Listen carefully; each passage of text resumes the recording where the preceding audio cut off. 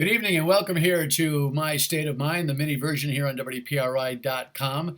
Tonight's broadcast on MyRI TV and Fox Providence at midnight has the Chief of Police in New Bedford talking about his thumbs up for body cams and the progress that Massachusetts is potentially going to make in that direction. So stay tuned for that. In the meantime, the big national conversation today has been about John Bolton's book. The former national security chief for Donald Trump has gone really rogue with this book. I haven't seen it. You haven't seen it. It's not published. It was leaked to some Washington press and, of course, has made its way out in excerpt form. The Trump administration is trying to suggest that this is a national security problem and that the information in it is classified, yet it was vetted by the White House and got by the classified situation. In addition, Donald Trump suggests that most of it is malarkey, my words, but check his Twitter feed and you'll get the exact words, fake, lies, no truth, all of that. So his challenge right now is to suggest that it's a risk to the country while suggesting it's a bunch of baloney. Not sure how that works. At the same time, John Bolton has a dilemma as well.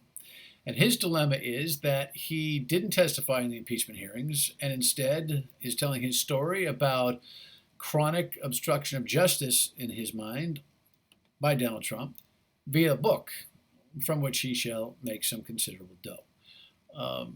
That's a dilemma as well. Democrats saying they're not going to read the book, not because they don't want to hear what he has to say, but because he should have said it in an impeachment trial. It's interesting. I want to hear more about his logic in that. I'm sure that will be alliterated in the book.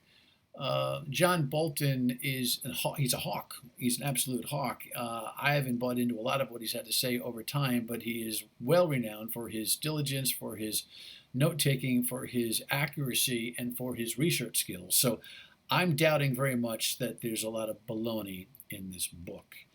At the same time, a lot of people who watched the impeachment hearing suggested that they didn't want to see Donald Trump impeached, that they wanted to make the decision at the ballot box.